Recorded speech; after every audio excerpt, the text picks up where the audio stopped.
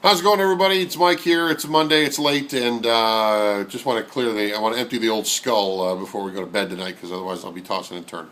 First off, Carolina Panthers. Got to talk about this. They lost 27-21 in overtime. A game they led by 11 points with 6 minutes to go. You all know the story. If you're a Panther fan, you know how it turns out. You know how that movie ends.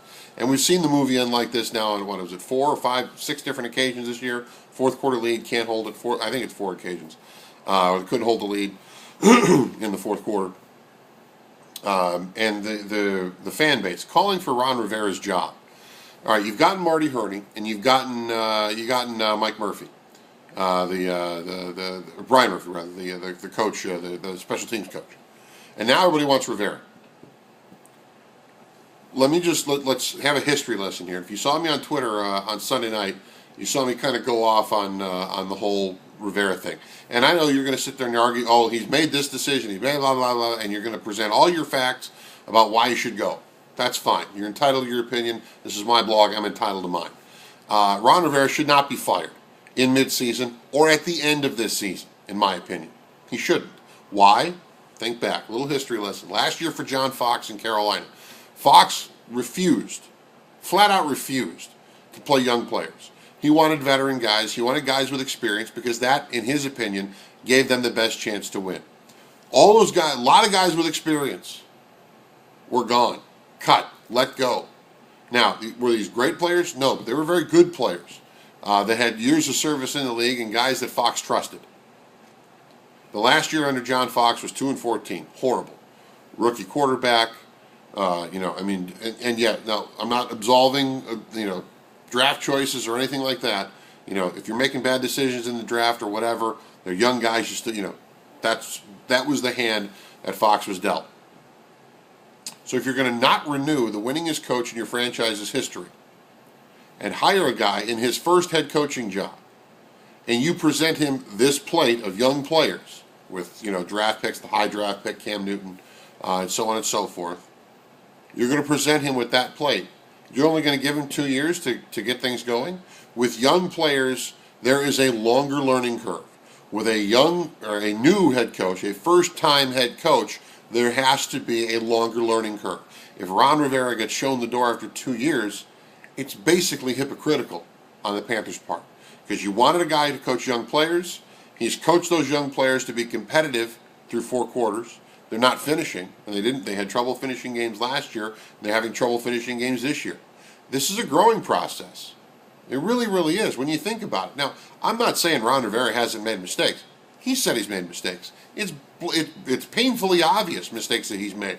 He's made mistakes in clock management. He's gone with percentages over gut. And I'll tell you what, sometimes you have to go with your gut. Sometimes the numbers may not add up, but you just feel it. And if you show confidence in your players in a 4th-and-1 situation, you go for it and you sink or swim by that decision. And Ron's learning this.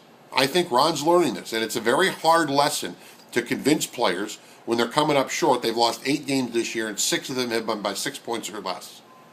They haven't lost. They got blown out by the Giants, and they got throttled by Denver, and you knew that was coming. If you didn't see that one coming, then you don't know the whole backstory about John Fox's leaving and everything else. And he can say all the right things about how he respects Jerry Richardson, and I'm sure that he does to a certain degree. But there's no question in my mind, John Fox wanted to win that game by double digits. He wanted starters on the field in the fourth quarter, deep in the fourth quarter, when the game was out of reach, because he wanted to prove a point. And that's fine. That's football. You don't want him to do that, you line up and you stop him, period. But anyway, back to my point. Panther fans, you got to ease off. You got to back off, because you're not being fair to the guy that you believe in as your owner, and you're not being fair to the guy that the owner believes in as the head coach. Now, if Ron Rivera gets fired at the end of the year, then Jerry Richardson, I don't know what to say. I really don't. I really, really don't. And I know that, to me, I think it's wrong that he goes. I think it'd be wrong if they fired him. Would it surprise me if they did? Probably not. It wouldn't surprise me if Ron Rivera gets the gate at the end of the year. And I would think that'd be horrible. I would think that'd be unfair. It'd be unfair to him for inheriting a young football team and not be given enough time to cook the dinner, so to speak.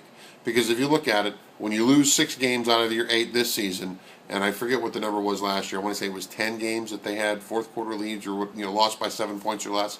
This is a team that is on the cusp, in my opinion, of closing things out, learning how to close games out. Is it going to take a player here or there? Absolutely.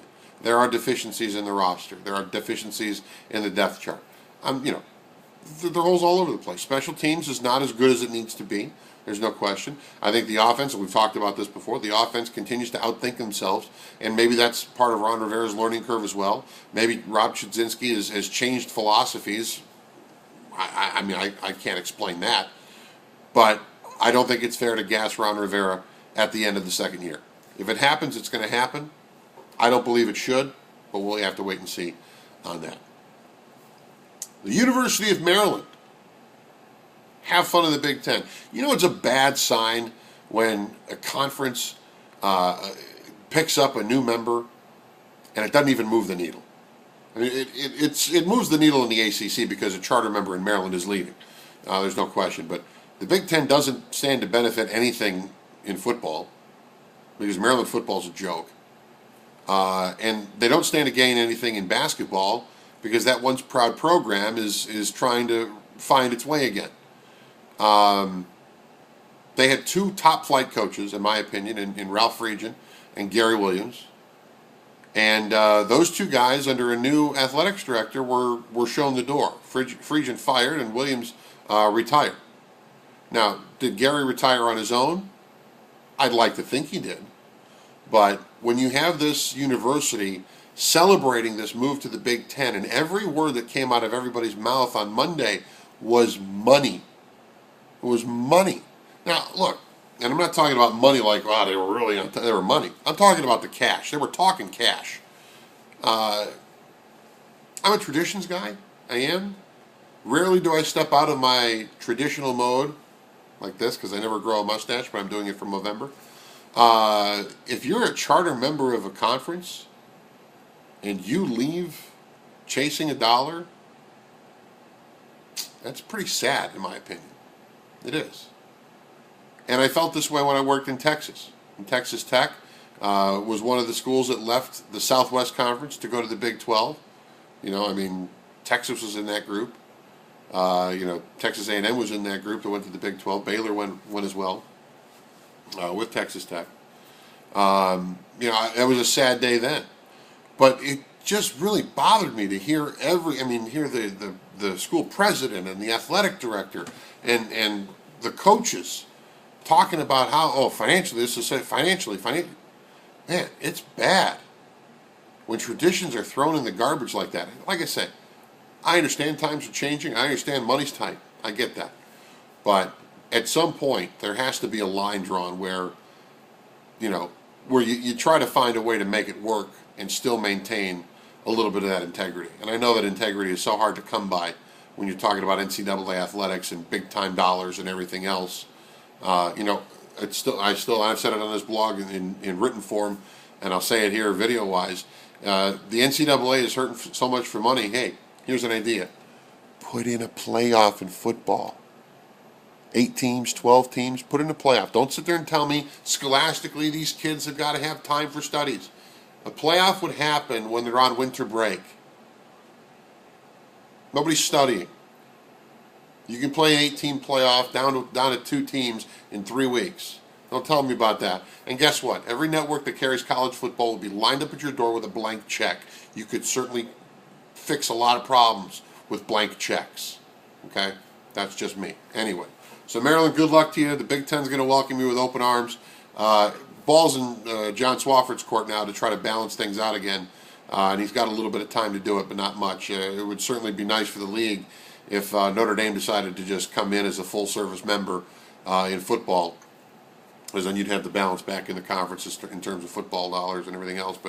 Or football, not dollars. See, I'm thinking money myself. In football conferences, even on both sides.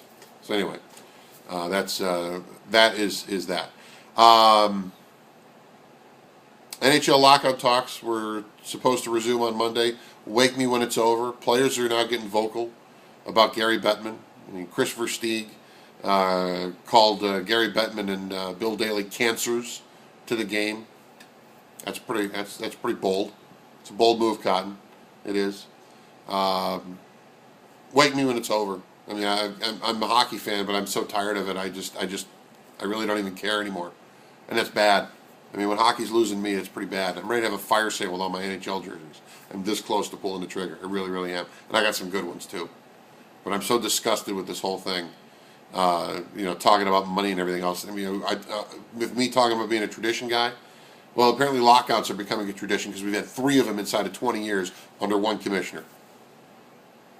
Hold on. All right. Anyway, end of the blog. We're going to wrap things up tonight, but I want to say a quick shout out to my guy Tim Bear. Big thanks for a solid run, buddy. Tim left us, leaves us after a good 6-year run here at News 14 Carolina to pursue other interests outside of television. You can still follow him on Twitter at Tim Bear. You're watching this, you're probably following him anyway. Tell your friends about him. I've been pretty lucky over the course of 10 years to have a couple of weekend guys that were solid and reliable and did a great job. And Steve White was the first one, and Tim came in after Steve left. And we couldn't have done what we've done over the last 6 years without Tim. And I salute him for that. I thank him for all of his contributions, and I certainly wish him well. And the good thing for me is that he's not moving out of town.